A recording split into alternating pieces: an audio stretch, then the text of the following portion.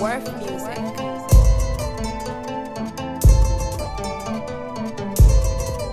Monsieur le Président, recevez cette lettre de la part d'un artiste et un homme de lettres. En ma qualité de bas représentant autoproclamé, j'ai le devoir pressant et exaltant de vous dire certaines vérités. Il peut paraître impertinent d'interpeller un président. Certains de vos proches vous diront même que je suis un opposant. Rassurez-vous, Monsieur le Président, je ne suis qu'un citoyen lambda qui vous dit tout haut ce qui se dit tout bas. Je sais que vous êtes confronté à d'énormes difficultés. Crise financière, insécurité, pays très endetté. Face à toutes ces difficultés, vous appelez à l'unité. Car il est très difficile de gouverner un pays profondément divisé. Monsieur le Président, le Niger va mal. La politique menace l'unité nationale. Même le championnat de lutte nationale censé renforcer la cohésion sociale est devenu de nos jours un fiasco national. Où sont donc vos promesses électorales? Où est donc notre contrat social? La mise en œuvre de votre programme est un devoir moral. À l'heure de la renaissance culturelle, on nous parle de changement de mentalité et de modernisation sociale. Mais pourquoi pas de bonne gouvernance et de lutte contre la pauvreté? La situation économique du Niger est chaotique. Le trésor national agonise, c'est pathétique. L'opération Boulala est une mise en scène très comique. La renaissance culturelle est un discours politique.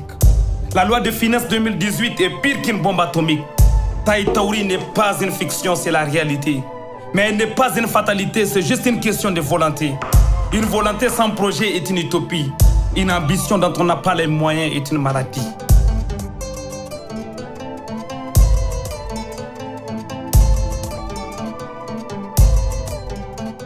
Monsieur le Président, chaque peuple a droit à l'autodétermination. Arrêtez donc les intimidations et les interminables incarcérations. Après 20 ans passés à l'opposition, vous êtes le mieux placé pour défendre la liberté d'expression. Vous avez juré d'épargner l'administration de la politisation, mais vos nominations révèlent quelques contradictions. Il paraît que l'école est l'une de vos priorités. Une école abandonnée avec un budget très limité, des classes surpeuplées, des grèves illimitées, des enseignants mal formés et souvent mal payés.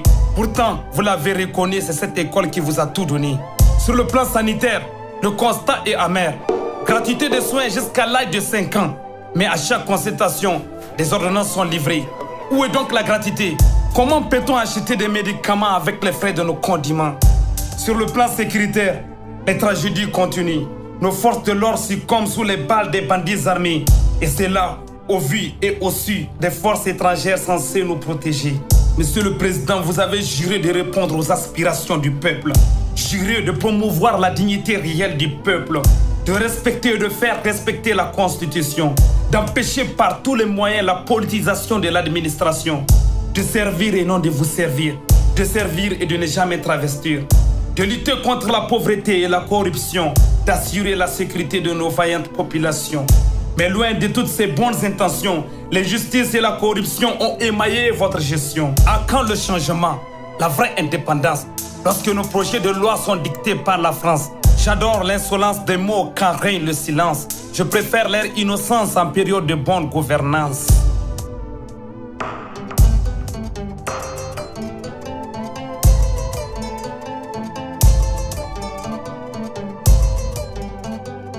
Monsieur le Président, vous êtes le père de la nation.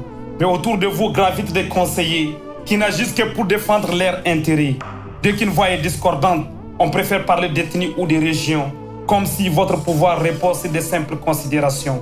Il est temps d'arrêter cette hypocrisie, de travailler sans relâche pour votre propre salut. Que l'amnésie de vos proches ne se transforme pas en maladie. Votre premier mandat a recueilli plus de voix à Tillabéri.